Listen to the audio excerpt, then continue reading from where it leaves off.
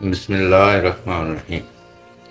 مومنین و مومنات، مولا حسین علیہ السلام کے سفر کربلا کے سلسلے میں پچھلی ویڈیوز میں مولا کے سفر کے بارے میں، کربلا آمد کے بارے میں، پھر اصحاب امام کی جنگ اور ان کی شہادات آپ مومنین سن چکے ہیں۔ اب تذکرہ ہو رہا ہے بنو ہاشم کے جوانوں کی جنگ اور ان کی شہادت کا۔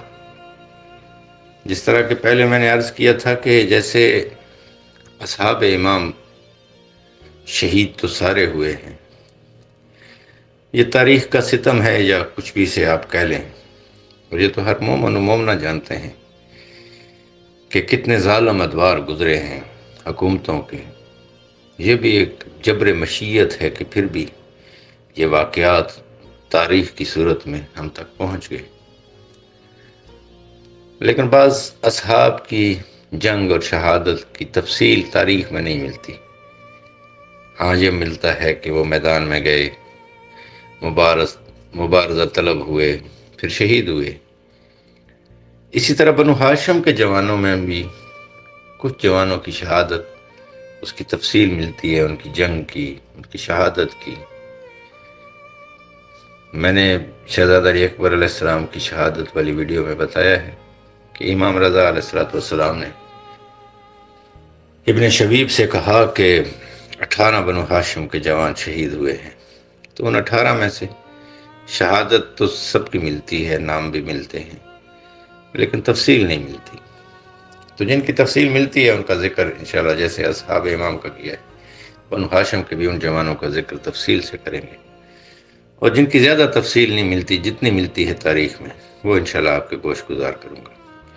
تو آج ہم ذکر کریں گے مولا حسن علیہ السلام کی شبیہ اور مولا کے بہت ہی لاڈلے پسر شہزادہ قاسم ابن امام حسن علیہ السلام کی جنگ اور ان کی شہادت۔ یہ شہزادہ صرف 3 سال کی عمر میں یتیم ہو گئے تھے۔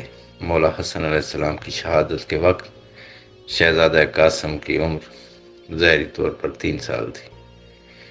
مولا حسن علیہ السلام کی باقی اولادیں بھی ظاہر یتیم ہو گئی تھیں، لیکن ایک فطرت انسانی کے طور پر بھی آج بھی آپ معاشرے میں دیکھتے ہیں، اپنے خاندان میں بھی سب لوگ اس کو محسوس کر سکتے ہیں کہ اگر کوئی انسان دنیا سے چلا جائے اور اس کی اولاد پیچھے رہ جائے، تو جو سب سے چھوٹا بیٹا یا بیٹی ہوتی ہے تو خاندان کے سب لوگ بھی اس سے بہت زیادہ پیار کرتے ہیں تاکہ اسے اپنے باپ کی کمی محسوس نہ ہو۔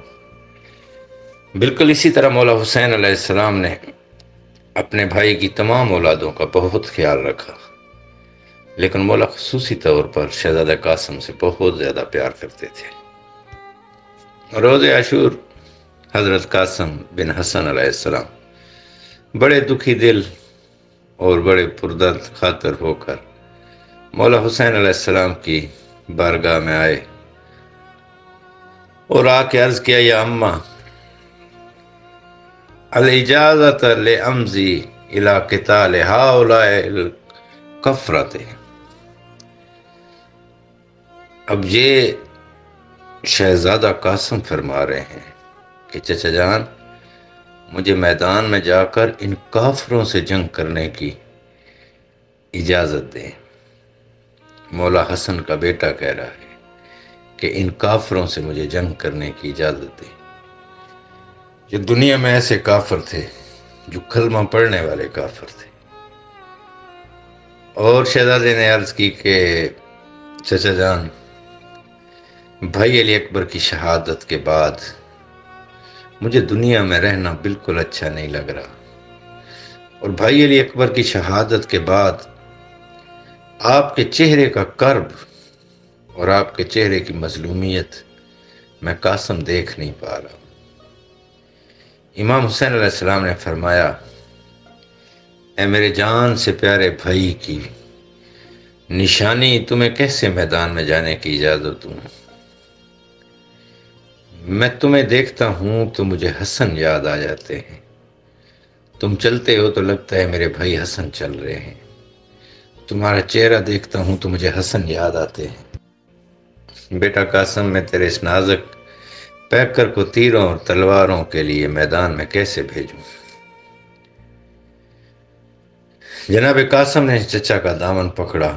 تاریخ کہتی ہے کہ بہت روئے جناب قاسم، اس قدر دکھی بیان کر رہے تھے اور زارو قطار رو رہے تھے کہ جناب امام حسین علیہ السلام کے صبر کا بند بھی ٹوٹ گیا، اور مولا حسین علیہ السلام نے اپنی باہیں شہزادہ قاسم کے گلے میں ڈالی اور زارو قطار رونا شروع کر دیا۔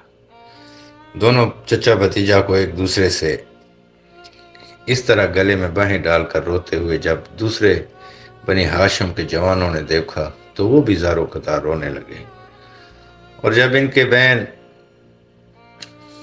اور ان کی آواز خیام میں گئی تو مخدرات عصمت اور چھوٹے بچوں نے بھی بہت گریہ کیا۔ جناب قاسم رو رو کر جس قدر التجا کرتے تھے، مولا حسین علیہ السلام سے اجازت نہ ملتی تھی۔ جناب قاسم پریشان حالت اور روتی آنکھوں سے اپنے خیمے میں واپس آ گئے اور ایک کونے میں آ کر بیٹھ گئے۔ تاریخ نے جناب قاسم کی اس حالت کا نقشہ کچھ یوں بیان کیا ہے: فجلس مغموما حزین القلب مطالما ووقع راسہ علی رکبتہ، کہ شہزادہ قاسم اپنے زانوں پر سر رکھ کر غمگین اور پریشان ایک طرف جا کر بیٹھے اور اپنی بے کسی اور یتیمی پر زار و قطار رو رہے تھے،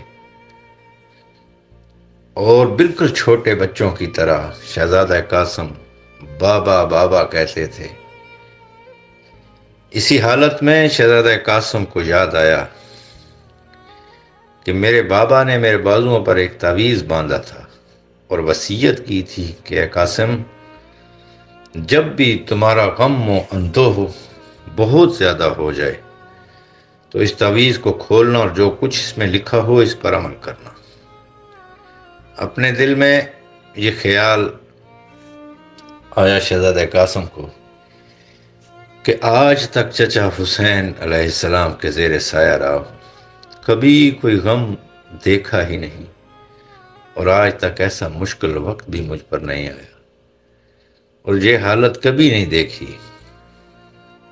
آج دکھوں کے پہاڑ میرے اوپر آ رہے ہیں، بہتر ہے کہ آج تعویذ کھولوں اور اس کے مضمون کو پڑھوں اور عمل کروں۔ شہزادہ نے وہ تعویذ کھولا تو دیکھا کہ بابا حسن علیہ السلام نے اس میں یہ تحریر لکھی تھی: یا ولدی یا قاسم اذا رأیت امک الحسین بکربلا وقد احاط العدا فلا تترک البراز والجہاد لأداء اللہ و اداء رسول اللہ ولا بتاحل علیہ بروح کا وکل ما نساک عن البراز اوداء لیافن لکا، کہ اے نور نظر قاسم، میں تمہیں وصیت کرتا ہوں کہ جب تمہارے چچا کربلا کے میدان میں دشمنوں میں گھر جائیں تو کوشش کرنا کہ اپنا سر ان کے قدموں پر قربان کر دینا۔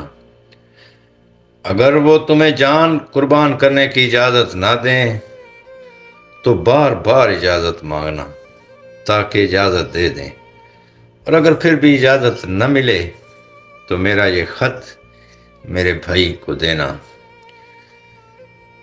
مولا حسن علیہ السلام نے لکھا تھا، کیونکہ میرے بیٹے قاسم حسین پر جان قربان کرنا ابدی سعادت کی کنجی ہے۔ شہزادہ قاسم نے جیسے ہی یہ تحریر بابا کی پڑھی تو روتی آنکھوں کے ساتھ ان کا دل بھی خوش ہو گیا کہ اب چونکہ میرے پاس بابا کی تحریر ہے تو میں چچا حسین سے جا کے اجازت لوں گا تو میرے چچا مجھے ضرور اجازت دیں گے۔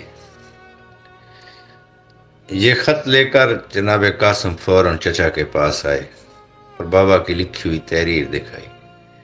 جو ہی امام علیہ السلام کی نظر مولا حسن کی لکھی ہوئی تحریر پر پڑی اور مضمون نظروں سے گزرا تو تاریخ کہتی ہے بقا بکان شدیدہ، تو مولا حسین علیہ السلام بلند آواز سے گریہ کرنے لگے۔ علامہ مجلسی علیہ رحمہ نے لکھا ہے کہ جب یہ تحریر لے کر شہزادہ قاسم امام حسین علیہ السلام کے پاس آئے اور جنگ کرنے کے لیے اذن چاہا تو مولا حسین علیہ السلام نے بھتیجے کو گلے لگایا اور کافی دیر تک دونوں چچا بھتیجا روتے رہے۔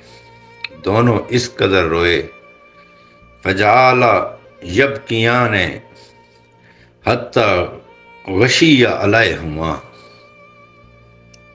علامہ مجلسی لکھتے ہیں کہ اتنا روئے شہزادہ قاسم اور مولا حسین علیہ السلام کہ دونوں کو غش آ گئی۔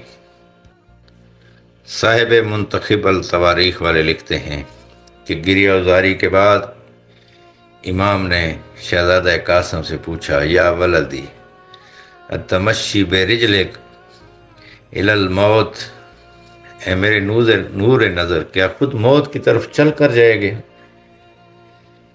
جناب قاسم نے عرض کی، میری روح آپ پر قربان، میری جان آپ پر قربان، میں کیسے موت کی طرف نہ جاؤں؟ کیفا یا اما انت بین الاداہ وحیدن فریدن، اے چچا جان، جب کہ میں دیکھ رہا ہوں کہ آپ دشمنوں کے درمیان غریب و تنہا ہیں تو میں کیسے اپنے پاؤں پہ چل کے موت کی طرف نہ جاؤں؟ فلما یذر الغلام یقبل یدہ ورجلہ، منتخب التواریخ والا لکھتا ہے کہ شہزادہ قاسم میدان میں جانے کے لیے اتنے مشتاق تھے کہ بار بار کبھی مولا کے ہاتھوں کو بوسہ دیتے اور کبھی پاؤں پر گر کر مولا کے پاؤں کے بوسے لیتے اور کہتے، چچا جان مجھے ضرور میدان میں جانے دیں۔ اس بار بار کے التماس کو دیکھا تو مولا علیہ السلام نے شہزادہ قاسم کو میدان میں جانے کی اجازت دی۔ تاریخ لکھتی ہے، ثم ان الحسین شکا ازیاک القاسم وقطع امامتہ نصفین، کہ مولا حسین علیہ السلام نے خود جناب قاسم کی قمیض کے دامن کو دونوں طرف سے چاک کر دیا اور امامے کے دو حصے کیے، ایک حصہ سر پر باندھا اور دوسرا حصہ کفن کی شکل بنا کر گلے میں ڈال دیا۔ بنی ہاشم کے دوسرے جوانوں نے جب شہزادہ قاسم کی یہ حالت دیکھی اور مولا حسین علیہ السلام نے جیسی تیاری کروائی تھی اس کو دیکھا تو نوجوانوں نے پوچھا مولا سے کہ آپ شہزادہ قاسم کو کیوں اس طرح میدان بھیج رہے ہیں؟ باقی تو آپ نے کسی کے ساتھ ایسا نہیں کیا۔ تو مولا حسین علیہ السلام نے بہت گریہ کیا اور فرمایا، میں دیکھ رہا ہوں کہ گھوڑوں کے سموں سے میرے بھتیجے کی جو حالت ہوگی تو اس کے ٹکڑے اٹھانے کے لیے جس حالت میں بھیج رہا ہوں مجھے آسانی رہے گی۔ پھر مولا حسین علیہ السلام کے حکم سے شہزادہ مقدرات عصمت کے قیام میں آئے، تمام بیویوں سے رخصت ہوئے تو اپنی ماں فروا کے پاس آئے۔ جب جناب فروا نے اپنے بیٹے کی تیاری کی یہ صورتحال دیکھی تو کہا کہ قاسم، تیرے چچا حسین نے تیری تیاری ایسے کیوں کروائی ہے؟ تو شہزادہ قاسم نے ماں سے کہا کہ عارفنی بہذا الردن المقطوع، اماں جان جب آپ مقتل سے گزریں گی تو مجھے شہداء کی صف میں اپنے چچا اور بھائیوں کے نزدیک اس پھٹی ہوئی آستین سے پہچان لینا۔ پھر مولا حسین علیہ السلام نے اپنے لاڈلے بھتیجے کو خود اپنے ہاتھوں سے پکڑ کر گھوڑے پہ سوار کرایا۔ تاریخ والے لکھتے ہیں کہ شہزادہ اتنا کم عمر تھا کہ شہزادے کے پاؤں رکابوں تک بہت مشکل سے پہنچتے تھے۔ پھر مولا حسین علیہ السلام نے اپنے بھائی عباس کو حکم دیا کہ گھوڑے کی زین کی رکابیں چھوٹی کی جائیں تاکہ قاسم کے پیر وہاں تک پہنچ جائیں۔ جب شہزادہ میدان میں آئے تو علامہ مجلسی بہار الانوار میں اور جلال العیون میں لکھتے ہیں کہ کاننا وجہ کفلا قاتل کمرے، کہ جناب قاسم کا چہرہ 14ویں کے چاند کی طرح روشن اور منور تھا۔ شہزادہ قاسم میدان میں آئے تو شہزادے نے آ کے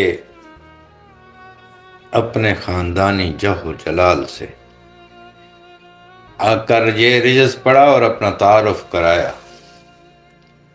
ان تنکرونی فانا ابن الحسن سبت النبی المصطفیٰ الموسمن حاذا حسین کا اللہ سیر المرتہن بین الاناس لا سکو اصوب المزن۔ شہزادے نے فرمایا کہ اے لوگو، تم میں سے کوئی بھی مجھے نہیں پہچانتا، تو سنو، میں فرزند حسن ابن علی ہوں جو سبت پیغمبر ہیں، اور یہ امام حسین تم ظالموں میں گھرے ہوئے ہیں، میں ان کے دفاع میں لڑنے آیا ہوں۔ اور پھر شہزادے نے فرمایا کہ اے ابن سعد، اولاد پیغمبر اس قدر پیاسی ہے کہ دنیا ان کی نظر میں تاریک ہو چکی ہے۔ مورخ لکھتا ہے کہ جب پسر سعد کی فوج نے شہزادہ قاسم کو دیکھا تو پسر سعد سے کہا کہ اے عمر سعد، اس سے پہلے حسین کا جو بیٹا لڑنے آیا تھا تو ہم نے سمجھا کہ اس سے خوبصورت جوان دنیا میں ہو ہی نہیں سکتا۔ اب یہ جو جوان آیا ہے، اس کو دیکھ کر اور اس کی پرسوز گفتگو سن کر ہمارا تو دل نہیں کر رہا کہ ہم اس سے جنگ کریں۔ تو ابن سعد نے کہا یہ حسن بن علی کا یتیم ہے، فصاحت و بلاغت کی بات کر رہا ہے، شجاعت بھی ان سب کو ورثے میں ملی ہے، یہ تم لوگوں سے جنگ کرنے آیا ہے اور یہ بھی تمہارے لشکر کو ویسا ہی نقصان پہنچائے گا جیسا کہ پہلے ہر اس شخص نے پہنچایا ہے جو حسین کی طرف سے میدان میں آیا ہے۔ بہتر یہ ہے کہ اس کا محاصرہ کر لو اور اس کو موت کے گھاٹ اتار دو۔ شہزادے کے بار بار مبارزہ طلب ہونے کے باوجود پسر سعد کی فوج میں سے کوئی بھی سوار جب باہر نہ نکلا تو ابن سعد نے حکم دیا کہ پتھروں کی بارش کر دیں اور شہزادے پر تیر برسائیں۔ اچانک شہزادہ قاسم نے دیکھا کہ چاروں طرف سے پتھروں کی بارش شروع ہو گئی ہے۔ میں پہلے بھی آپ مومنین و مومنات سے عرض کر چکا ہوں کہ یہ ان کا آخری حربہ ہوتا تھا کہ دور سے پتھر اور تیر مارتے تھے مولا حسین کے تمام ہی جانثاروں کو۔ لیکن تاریخ والوں نے لکھا ہے کہ 4 ہستیاں ایسی ہیں کربلا کی، 4 شہداء ایسے ہیں جن پر سب سے زیادہ پتھر برسائے گئے ہیں میدان کربلا میں۔ سب سے پہلے ہیں جناب حر بن یزید ریحائی علیہ السلام، دوسرے ہیں جناب عابس بن شبیب الشاکری، تیسرے ہیں شہزادہ قاسم بن حسن، اور چوتھے خود امام مظلوم امام حسین علیہ السلام۔ صاحب روضۃ الشہداء نے لکھا ہے کہ جب پتھروں کی بارش رکی تو شہزادہ قاسم نے ابن سعد کو مخاطب کر کے کہا ویلک قتلت الشبان وافنیت الکحول وقطعت الفروع واجسست الاصول وهذه بقیۃ اللہ سر دمتن کلیلہ مستاصلہ، کہ افسوس ہے تم پر اے ابن سعد اے بے حیا، تو نے اس فرع کو کاٹا ہے جس کے اصول کا تم کلمہ پڑھتے ہو، تو نے ہمارے جوانوں کو قتل کر دیا اور ہمارے بزرگوں کو پریشان کر دیا۔ اب تھوڑے سے افراد باقی ہیں۔ افلا تکف عن الجفا وصفق الدم، کیا تم بھی جفا کو جاری رکھو گے؟ کیا اب بھی خون بہاتے رہو گے؟ ان بچوں اور مخدرات کو جن کے باپ بھائی بیٹے مارے گئے کو اپنے وطن جانے نہیں دو گے تاکہ وہ ایک طرف ہو کر زندگی گزاریں؟ عمر سعد نے کوئی جواب نہ دیا تو شہزادہ قاسم نے پھر فرمایا، اے ابن سعد، ہائے افسوس تو دعوت و مسلمانی کا کرتا ہے لیکن اپنے گھوڑوں کو پانی پلاتا ہے اور سبط پیمبر کو پیاسا رکھا ہے۔ ان کے بچوں پر بھی پانی بند کر دیا ہے، حالانکہ بچوں اور مخدرات کی حالت شدت پیاس سے تشویشناک ہے۔ شہزادہ بار بار ان حرام زادوں پر حجت بھی تمام کرتے تھے، تو اس پسر سعد ملعون نے کہا کہ میں نے پہلے ہی تم لوگوں سے کہا ہے یہ حسن کا بیٹا ہے، علی کا پوتا ہے، فصاحت و بلاغت میں یہ تم لوگوں کو کبھی بھی آگے نہیں جانے دے گا، اس لیے تم میں سے کوئی شخص ضرور اس کے مقابلے میں میدان میں جاؤ۔ جب پسر سعد نے بار بار کہا تو کوئی بھی شہزادہ قاسم کے مقابل جانے کے لیے تیار نہ ہوا۔ ابھی مخنف لکھتے ہیں کہ اس وقت ابن سعد نے ادھر ادھر دیکھا، ازرق شامی پر نظر پڑی جو اپنے خیمے میں پڑا ہوا تھا۔ یہ ملعون بہت مغرور تھا اور اس وقت تک اس نے جنگی اسلحے کو ہاتھ تک نہیں لگایا تھا۔ وہ تمام آنے والوں کو بہت معمولی اور اس جنگ کو بھی بہت معمولی سمجھتا تھا۔ ابن سعد نے کہا کہ اے ازرق، ہر سال امیر شام اور امیر کوفہ سے انعام لیتے ہو اور اپنی شجاعت کے قصے آسمانوں تک پہنچاتے ہو، اس کربلا کی جنگ میں ابھی تک تم نے ذرا بھی شجاعت نہیں دکھائی۔ یہ جوان مبارزہ طلب ہے اور کوئی شخص میدان میں نہیں جاتا، لہذا تم اس جوان سے جا کر جنگ کرو۔ ازرق حرام زادہ ابن سعد کی یہ بات سن کر غصے میں آ گیا۔ اس نے کہا کہ میں نے تمہیں پہلے کہا تھا کہ میں عباس ابن علی کے علاوہ کسی سے جنگ نہیں کروں گا۔ مجھے امیر شام نے شام سے یہ وصیت کر کے بھیجی تھی کہ تو نے صرف اس سے جنگ کرنی ہے جس نے صفین میں ہمارے جوانوں کو تلوار کا نشانہ بنایا تھا، لہذا اور کسی کے مقابلے میں بھی جانے کے لیے مجھے مجبور مت کرو۔ جب عباس ابن علی میدان میں آئے تب مجھے بتانا، میں اس سے جنگ کرنے کے لیے جاؤں گا۔ ازرق حرام زادے نے کہا، اے ابن سعد، شام کے شاہ سوار مجھے 1000 سواروں کے برابر سمجھتے ہیں، اب تم مجھے کربلا کے میدان میں ذلیل کرنا چاہتے ہو اور ایک بچے سے جنگ کرنے کے لیے بھیجتے ہو۔ یہ بچہ ہے، اس کے منہ سے ابھی دودھ کی خوشبو آ رہی ہوگی، کسی اور کو اس کے مقابل بھیجو۔ ابن سعد نے کہا، ازرق اس بچے کو معمولی مت سمجھو، خدا کی قسم اگر یہ پیاسا نہ ہوتا تو تنے تنہا تیرے سمیت ان سارے لشکریوں کے لیے کافی تھا۔ اے ازرق، یہ جوان جو تجھے بچہ نظر آتا ہے، اسے شجاعت پیغمبر سے ورثے میں ملی ہے۔ یہ حسن ابن علی کا فرزند ہے، علی ابن ابی طالب کا پوتا ہے، تم جاؤ اور اس کی بہادری کا نظارہ کرو۔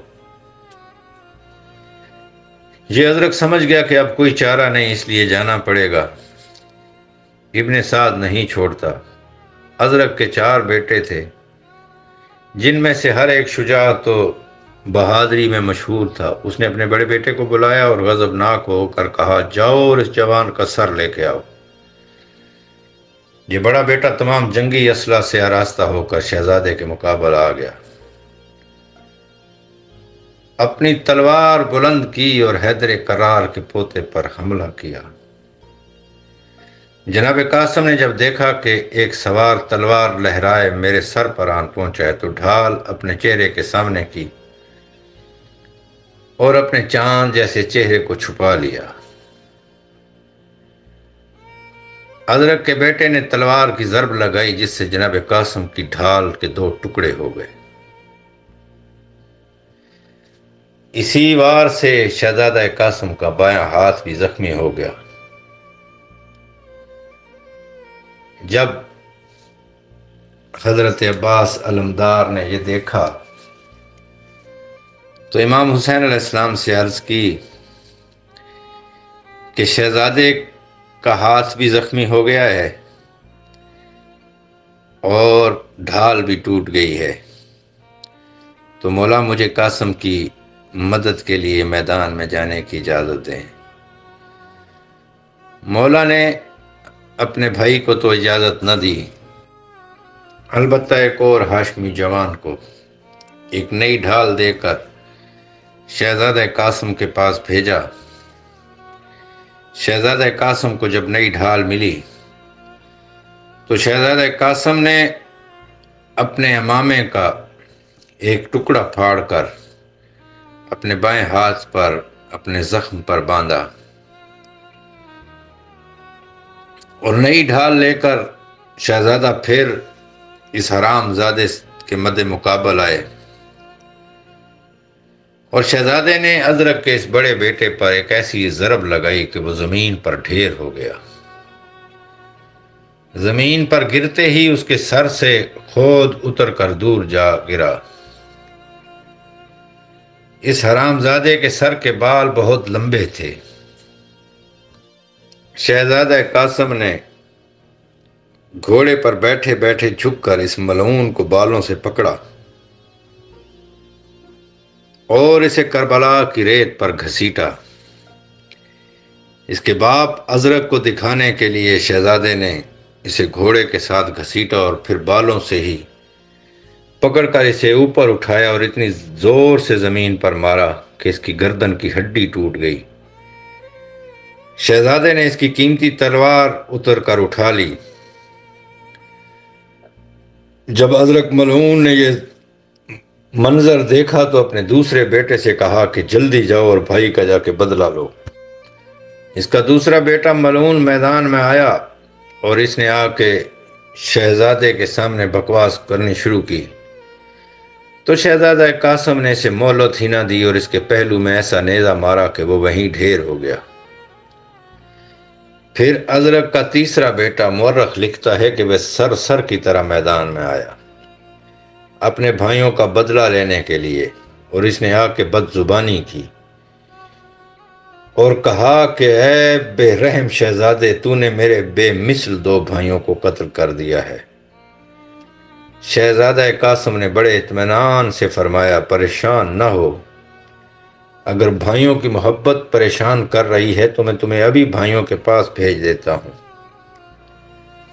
ملعون نے غصہ میں آ کر جناب قاسم کو نیزہ مارنا چاہا تو جناب قاسم نے جلدی سے اس کے بھائی کی تلوار سے اس کا وہ ہاتھ ہی کاٹ دیا جس سے وہ نیزہ مارنا چاہتا تھا۔ اس وقت یہ ملعون میدان سے بھاگ گیا۔ شہزادہ قاسم اس کے پیچھے حملہ آور ہوئے اور اسے تلوار کی ایسی ضرب لگائی کہ زین تک 2 ٹکڑے ہو گیا اور جہنم واصل ہو گیا یہ حرام زادہ۔ پھر ازرق کا چوتھا بیٹا میدان میں آیا۔ ابھی اس کی آمد سے اڑنے والی گرد بھی نہ بیٹھی تھی کہ شہزادے نے تلوار کی ایک ایسی ضرب لگائی۔ شہزادے نے اس چوتھے بیٹے کو، جو ازرق کا بیٹا آیا تھا میدان میں آتے ہی اسے واصل جہنم کر دیا۔ لشکر کوفہ و شام نے شہزادے کے قوت بازو اور شوکت اور انداز جنگ پر حیرانی کا اظہار کیا تو جناب قاسم نے یہ رجز پڑھا: اے یزیدیو، میں قاسم ہوں اور مجھے حیران ہو کر مت دیکھو، میں علی کا پوتا ہوں۔ منتخب التواریخ والے لکھتے ہیں کہ جب ازرق نے اپنے 4 بیٹوں کے قتل ہو جانے پر اپنا گریبان چاک کیا، خیمے میں گیا، جنگ کا اسلحہ اٹھایا اور تیز رفتار گھوڑے پر سوار ہو کر سیلاب کی طرح میدان میں آیا۔ ادھر شہزادہ قاسم کافی دیر جنگ کرنے کے بعد اور اس کے 4 بیٹوں کو واصل جہنم کرنے کے بعد کافی تھک چکے تھے۔ فہمّ بالرجوع الخیام، تو کچھ دیر سستانے کے لیے اور اپنے چچا کی زیارت کے لیے خیام کی طرف جانا چاہتے تھے کہ یہ ازرق شامی رستے میں آ گیا اور للکار کر کہا: تو نے میرے 4 بیٹوں کو بے رحمی سے قتل کر دیا ہے، میرے بیٹوں کی دنیا میں کوئی نظیر نہ ملتی تھی، اب تو جاتا کہاں ہے؟ میں بدلہ لینے آیا ہوں۔ جناب قاسم نے کہا: آجا۔ تاریخ والا لکھتا ہے کہ پہاڑ کے اوپر پہاڑ رکھا تھا، یعنی اس ملعون نے اتنے آلات حرب اور اسلحہ اٹھایا ہوا تھا کہ جتنا بڑا یہ خود پہاڑ تھا اتنا ہی اس نے اسلحہ بھی اٹھایا ہوا تھا۔ جناب قاسم اس کے مقابل آئے اور فرمایا: بدبخت، تیرے بیٹے جہنم میں تیرے منتظر ہیں، ابھی انہی کے پاس بھیج دیتا ہوں۔ جناب ملا حسین کاشفی روضۃ الشہداء میں لکھتے ہیں کہ اس ازرق شامی ملعون کا میدان میں آنا تھا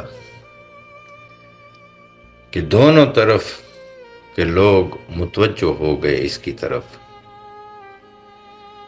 امام حسین علیہ السلام کے خیام میں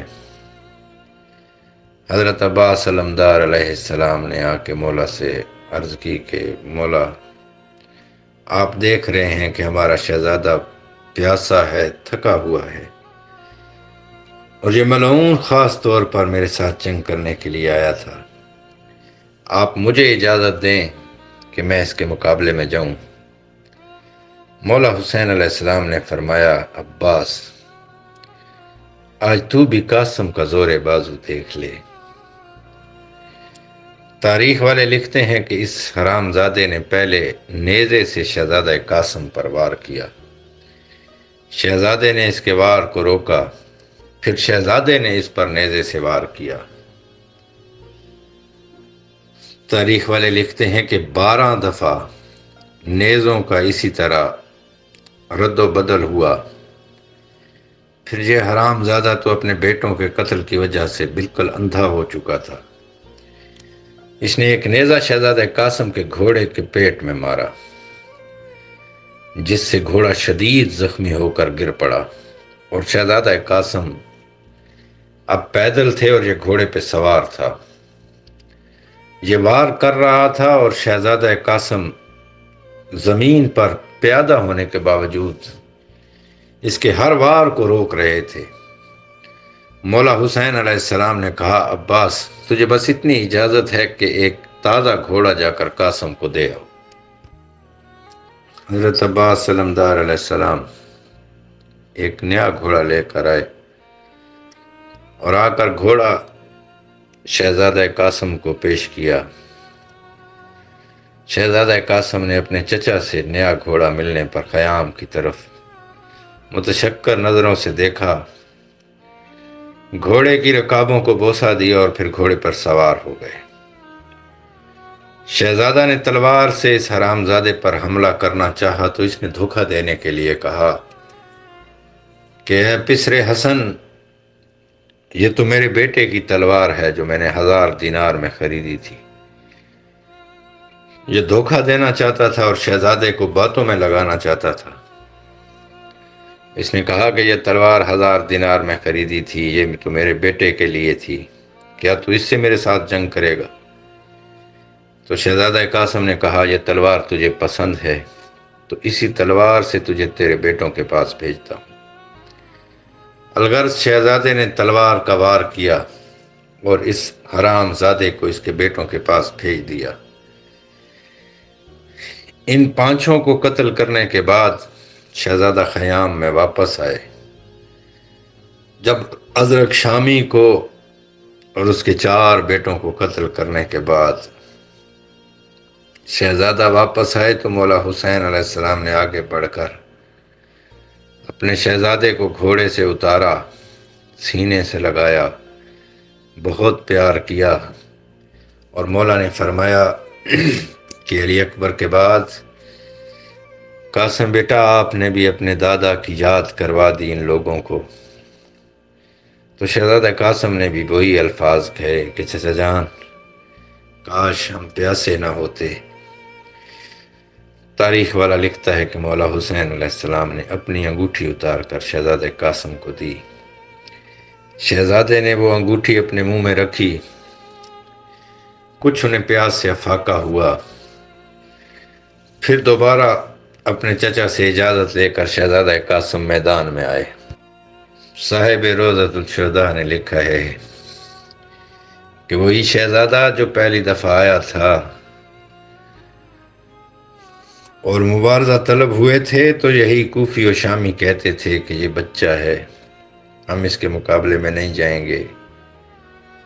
تو اب جب شہزادہ میدان میں آئے تو تمام میدان والوں نے بیک زبان کہا کہ وہ دیکھو ازرق شامی اور اس کے بیٹوں کا قاتل پھر لڑنے کے لیے آ گیا ہے۔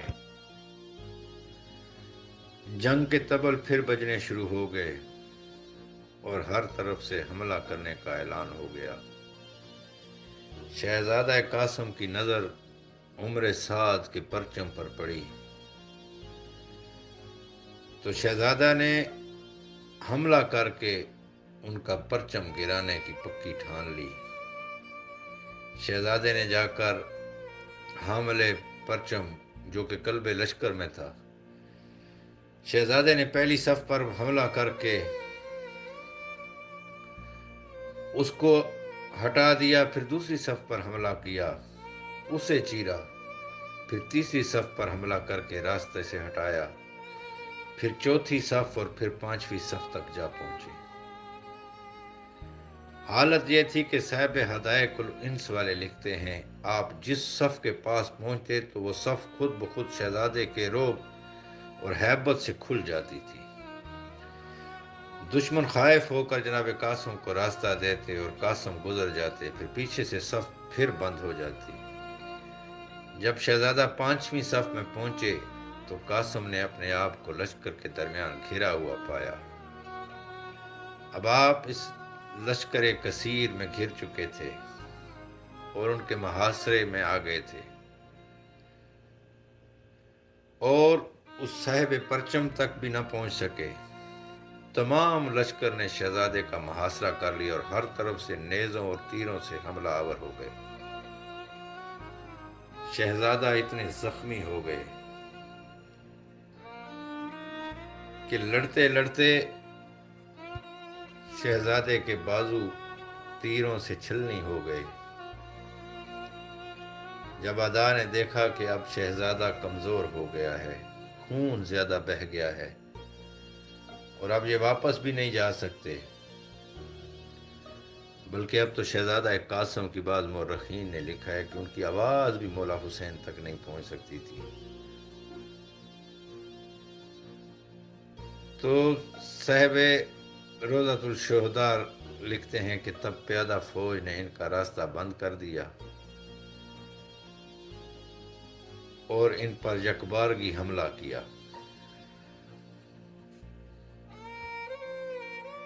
مورخ لکھتا ہے کہ شہزادہ قاسم نے اس حالت میں بھی 30 پیدل فوجیوں اور 50 گھڑ سواروں کو گرا دیا، جنہوں نے صف بنا کر ان کا راستہ روک رکھا تھا۔ لیکن لشکر اتنا بڑا تھا اور ایک حرام زادے نے شہزادے کے گھوڑے کو اس قدر زور سے نیزہ مارا کہ شہزادے کا گھوڑا زمین پر گر گیا۔ جناب قاسم پیدل ہو گئے۔ اسی دوران میں شبس بن سعد یہی ملعون اصل میں قاتل ہے شہزادہ علی قاسم کا۔ شبس بن سعد نے جناب قاسم کے سینہ میں نیزہ مارا کہ جو شہزادہ قاسم کی پشت سے نکل آیا۔ مورخ لکھتا ہے کہ شہزادے کی لاش پر گھوڑے دوڑانے سے پہلے اسی قسم کے 27 زخم کیے گئے شہزادے کے جسم میں، جو نیزے مار کر شہزادے کے جسم کے آر پار کیے گئے۔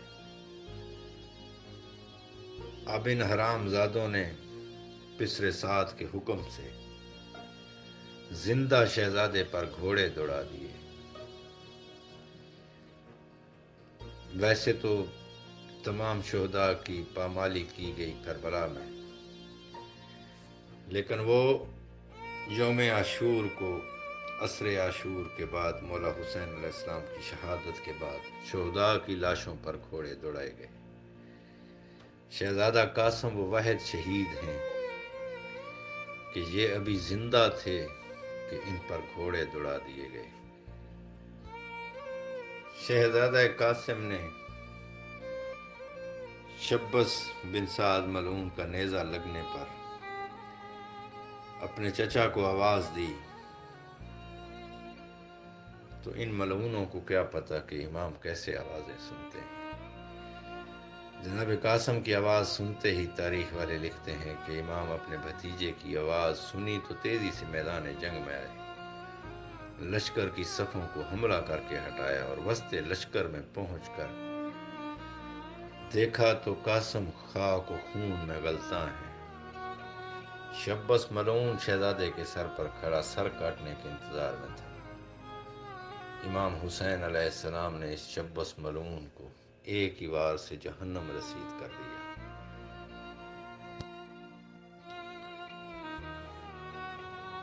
تاریخ میں مختلف روایات ہوتی ہیں، بہرحال تاریخ اس پہ متفق ہے کہ شہزادہ قاسم زندہ تھے تو ان پر گھوڑے دوڑا دیے گئے۔